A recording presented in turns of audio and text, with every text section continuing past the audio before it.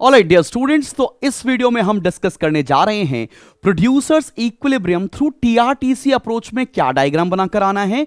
Similarly अगर producers equilibrium एमआरएमसी approach में आया तो क्या डायग्राम बनाना होगा। तो चलिए मेरे साथ साथ बनाइए, पेन कॉपी उठा लीजिए, वीडियो को पॉज करिए, साथ साथ मेरे डायग्राम बनाना शुरू करिए। बहुत ध्यान से बनाएंगे बच्चा पार्टी, ये इंपॉर्टेंट डायग्राम है, पेपर में आते हैं और इन डायग्राम्स को गलत बनाने में या गलत नंबरिंग करने में आपके मार्क्स कट जाएंगे। तो 5 मिनट के अंदर दोनों डायग्राम्स इसी वीडियो में हम क्लियर कर रहे हैं। यहां पर है आउटपुट, यहां पर है टोटल रेवेन्यू, मार्क करना बहुत जरूरी है, कॉस्ट एंड प्रॉफिट। सबसे पहले हम बनाएंगे टोटल रेवेन्यू की लाइन जो कि अपवर्ड स्लोपिंग लाइन है, this is T R, mark करना बहुत जरूरी है। फिर हम बनाएंगे टोटल कॉस्ट की line, this is total cost curve, mark करेंगे पॉइंट्स, जल्दी से मार्क करिए। इस पॉइंट को बोला ए, इस पॉइंट को बोला बी, इन दोनों के बीच में जहां मैक्सिमम डिफरेंस होगा वहां पर प्रोड्यूसर्स इक्विलिब्रियम में होता है। इस पॉइंट को बोला सी, फिर इस पॉइंट को लिख लेते हैं हम लोग चलो ई पॉइंट से, और इस जगह एक टेंजेंट ड्रॉ करनी पड़ेगी। इस पॉइंट को बोला हम लोगों ने ई, यहां पर एक छोटी सी टेंजेंट ड्रॉ कर दीजिए। साथ साथ में लिखते चलें, this output is output L, इस आउटपुट को बोला एम, इस आउटपुट को बोला एन।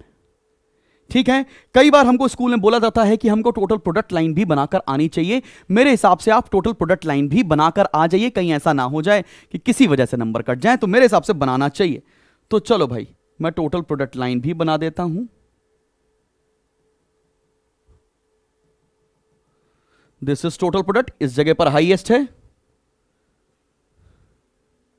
और टोटल इसको बोल दिया A1, इस पॉइंट को बोल दिया हम लोगों ने G। यहां पर टोटल प्रोडक्ट हाईएस्ट है, फिर ऐसे फॉल कर रहा है। ठीक है, ये जो जोन है इसको हम लोग बोलते हैं मैक्सिमम प्रॉफिट, इसको बोलते हैं हम लोग मैक्सिमम प्रॉफिट। मैक्सिमम प्रॉफिट कहां पर होता है? जहां पर टी आर और टीसी के बीच में डिफरेंस मैक्सिमम होगा।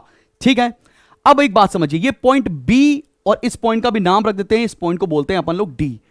पॉइंट बी और पॉइंट डी को हम लोग बोल सकते हैं ब्रेक इवन पॉइंट, आप अलग से मार्क करके दिखा सकते हैं।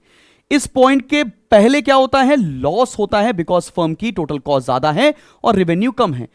लेकिन प्रोड्यूसर को प्रोड्यूस करते चलना चाहिए, बिकॉज आगे चल के प्रॉफिट जोन आ जाएगी। एल से लेकर एन के बीच में प्रॉफिट जोन है, लेकिन मैक्सिमम प्रॉफिट यहां पर है, इसलिए प्रोड्यूसर इक्विलिब्रियम यहां पर होगा। इसके बाद की जो सिचुएशन होती है उसमें कंटिन्यूअसली लॉसेस बढ़ते चले जाते हैं, तो वहां पर बिजनेस को बंद कर देना चाहिए। इस सिचुएशन के बाद बिजनेस को बंद कर देना चाहिए, इस सिचुएशन के बीच में बिजनेस को कंटिन्यू करना चाहिए, बिकॉज हम आगे रेवेन्यू के फेज में आने वाले हैं, प्रॉफिट के फेज में आने वाले हैं। तो टीआरटीसी में आपको यह डायग्राम एग्जैक्टली बनाकर आना पड़ेगा, साथ में एक्सप्लेनेशन लिखकर आएंगे, नंबर पूरे मिल जाएंगे। आगे बात करते हैं मार्जिनल रेवेन्यू और मार्जिनल कॉस्ट अप्रोच को। मार्जिनल रेवेन्यू और मार्जिनल कॉस्ट में आपको क्या डायग्राम बनाकर आना है, मेरे साथ साथ बना लीजिए। इसका डायग्राम बहुत ज्यादा इजी है। चलो बॉस, ये एक्स एक्सिस ओरिजिन और ये वाई एक्सिस है।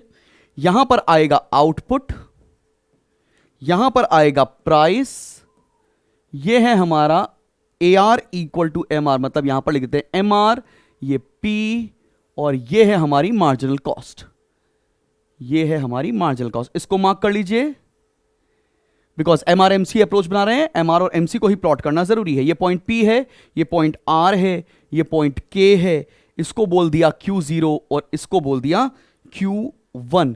पॉइंट K पर क्या होता है? प्रोड्यूसर इक्विलिब्रियम में होगा।